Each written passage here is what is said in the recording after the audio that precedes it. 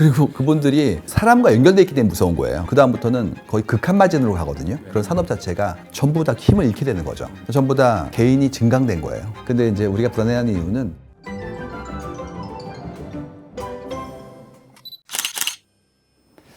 좀 다른 질문 드리면은 그 빅데이터를 워낙에 다 하시는 거니까 쭉 추세를 보면은 이 현재의 상황으로 봤을 때 요 세대를 딱 보면은 몇 퍼센트 정도가 개인의 가치관을 갖고 있고 과연 얼마의 사람들이 앞으로 결혼을 하고 살 것이라고 보는지 뭐 이런 데이터 같은 거.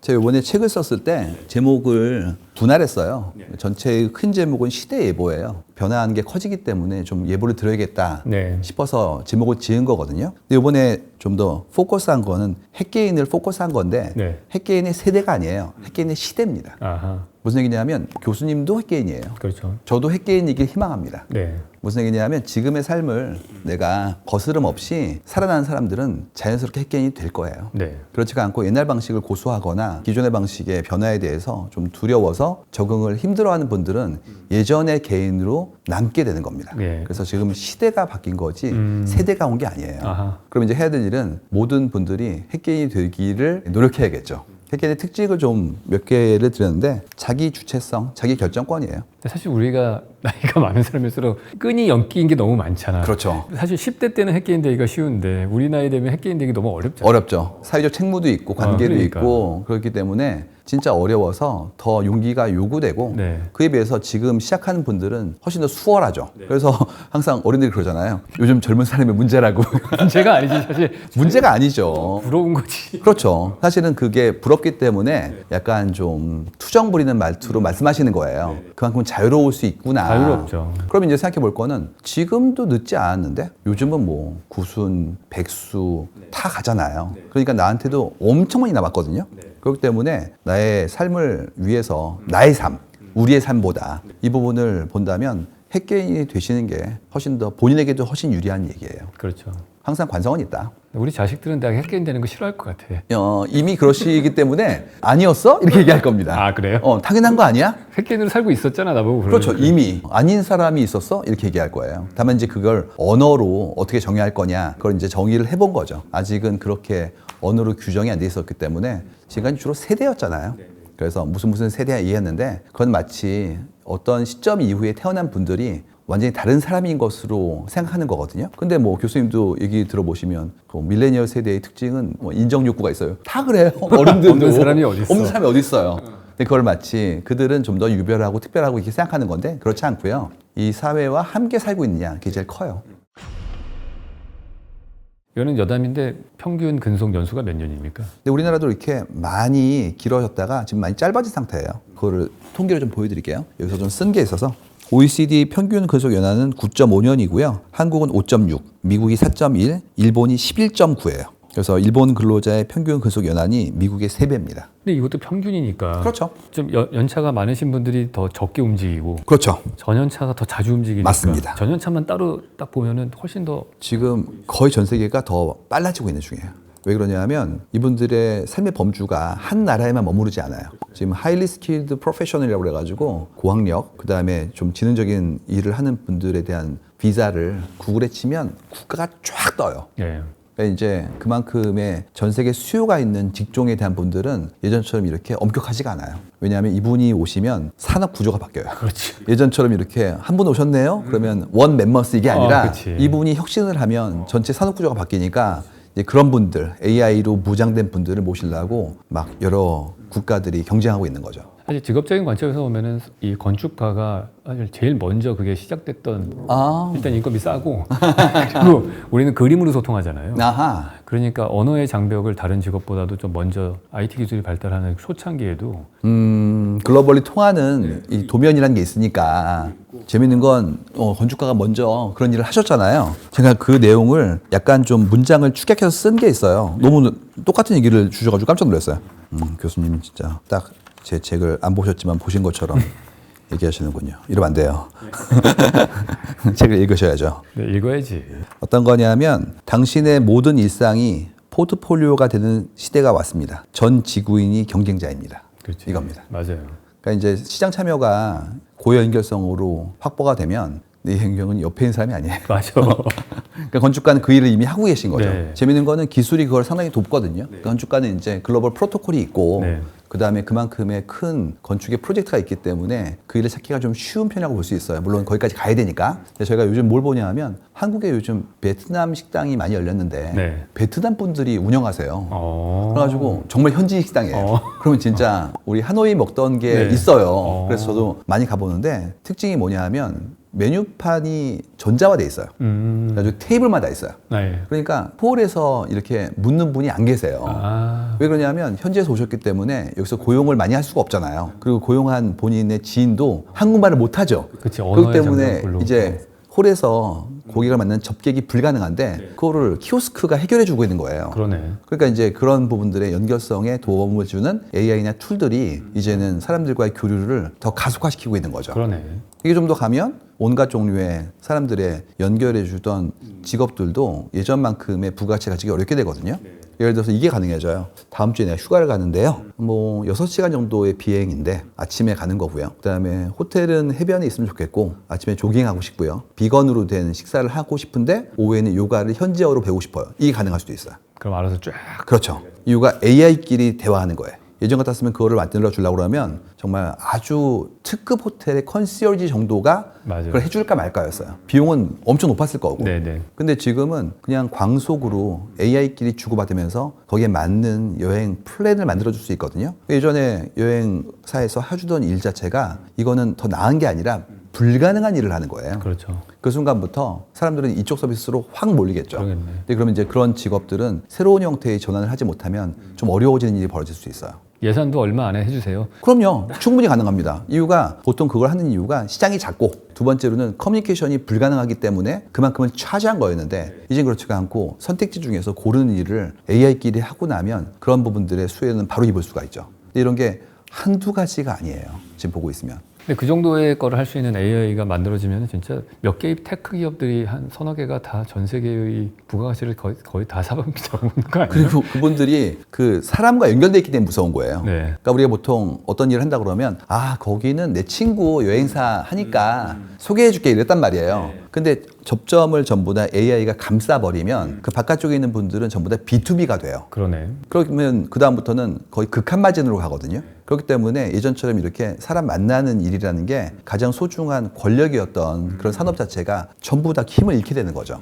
전부 다 개인이 증강된 거예요. 예전 같았으면 개인은 모수가 크지 않으면 협상력이 없었거든요. 우리 이거 있잖아요. 공동 구매. 네. 아니면 또 단체 여행 이랬잖아요. 이제 그렇지가 않고 나는 개인이지만 이런 핵 개인이 모여 있는 모수가 동적으로 계속해서 이합지산하니까 이거를 만들어낼 수 있을 만큼의 바잉 파워를 갖추게 되는 거죠. 좋은 얘기는 그만큼 우리의 권한이 커진 거고요. 어려운 얘기는 그랬을 때 기존 산업의 지형이 바뀌기 때문에 좀 어려운 일이 생길 수 있죠. 그래서 보고 있으면 인류에게는 굉장히 풍요로우니까 축복인데 나한테는 좀 재앙일 수도 있다. 근데 다행히 이런 변화가 있어야지 사실 계층 간의 이동 사다리도 생기는 거고. 계속 그렇게 살아왔어요. 근데 이번에는 좀 전면적일 수 있고, 근데 우리 산업의 구조가 이제 고도화되어가지고 부가가치가 많이 올라갔기 때문에 그렇게 관여되고 그 일을 하시는 분들의 숫자가 늘었잖아요. 그러다 보니까 그 영향받는 분들의 숫자가 좀 광범위한 거예요. 그래서 여기에 따른 부분들은 준비해야 되는데 다행인 건 동시에 왔기 때문에 다 똑같아요. 지금 전화 교수님이나 다른 분들 비슷하니까 지금부터 이제 적응하고 수용하면 되겠죠. 그리고 이것도 있습니다. 이렇게 뭐 기술이 나오면 기존의 어떤 직업에 영향받는다는 게 엄청 많이 나오잖아요, 리포트가. 그러면 읽으면 되게 불안해지거든요. 근데 많이 이렇게 없어지면 더 많이 생겨요. 근데 이제 우리가 불안해하는 이유는 없어지는 건 명확하거든요. 그것만 눈에 보이는 거죠. 그렇죠. 예. 근데 만들어지는 건 되게 모호해요. 그러니까 이건 없어지는 거 알겠는데 뭐가 나올까에 대한 궁리를 하기가 좀 힘드니까 막연히 두려워지는 게 1번 있고요. 두 번째는 아까 얘기했던 내가 이제 일정 산업 분야에서 오랫동안 일을 하면 거기에 따르는 어떤 공과가 나한테는 경력으로 남고 그다음에 그만큼의 나의 환금된 보수로 구체화되죠. 근데 갑자기 이제 그만합시다. 그럼 나는 이제 새롭게 시작해야 되는 거예요. 그렇죠. 그럼 기존의 기득권을 좀 내려놓아야 되거든요. 근데 이건 너무 아프잖아요. 맞아요. 그러다 보니까 20년 차인데 라는 말 자체가 이제 안 먹히기 시작하는 거예요. 그래서 이렇다면 이제 예전처럼 이렇게 20년을 또 해야 되는 거 아니거든요. 왜 그러냐 하면 경험과 지혜가 쌓인 것도 있고 지금의 방법은 숙련만이 아니라 기술과 협업이기 때문에 경쟁력이라든지 생산성을 엄청 높일 수도 있어요. 그러니까 예전처럼 시간이 아니라 축적에 대한 밀도로 바라본다면 지금부터 시작해도 된다. 네. 다만 시작은 좀 험블하게 시작하고 빨리 키운다에 대한 부분들을 좀 가시실 필요는 있습니다. 중요한 얘기네요. 시작은 험블하게 하지만 빨리 키울 수 있게. 이유가 이 분야에선 처음이니까. 근데 이제 한국의 많은 직장인분들은 내가 20년 차에 얘기하신단 말이에요. 그건 같은 일을 할 때 얘기고 다른 일을 하면 그렇게 얘기하기는 좀 어렵죠. 네.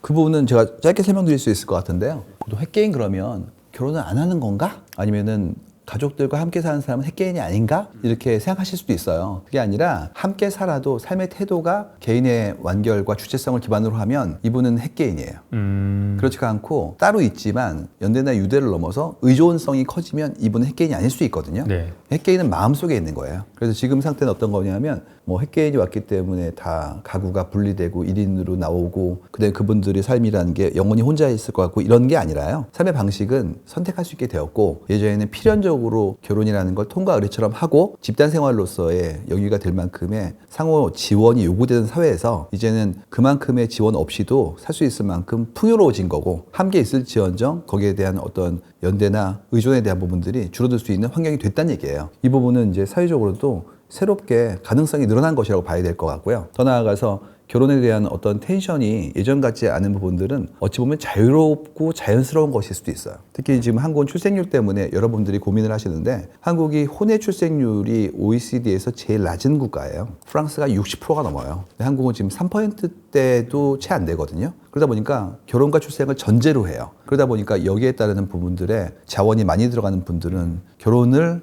하지 않거나 못하기 때문에 출생이 제한되는 일이 막 벌어지거든요. 이 모든 사건이 독립적이라고 본다면 그때는 우리의 인식을 바꾸고 거기에 따른 지원의 체계를 바꿔야 되기 때문에 지금 봤을 때 핵개인이라는 건 다양성의 확보 그리고 내 삶에 대한 어떤 지금까지의 관행적인 형태의 항로에 대해서 재설정해보는 거 이렇게 바라보시는 인식의 전환을 보는 게 맞는 것 같아요. 그러니까 지금 제가 이해한 바로는 조금 과거에는 이렇게 하나의 나뭇가지 같은 느낌으로 되어 있는 항상 결혼하고 출산은 붙어 있고 이렇게 연결되어 있는 고리로 돼 있었다면은 그것들이 더 해체가 되면서 감자 덩쿨처럼 리솜 같은 스타일로 더 분해가 된다는 거잖아요. 그렇죠. 의미들이. 그리고 그 각자의 선택에 대해서 존중하고 이렇게 해야 된다라고 얘기하지 않는 상태 이제 이걸 말합니다. 그 유명한 얘기 있거든요. 오셔가지고 이렇게 얘기하신대요. 그러면 안 돼.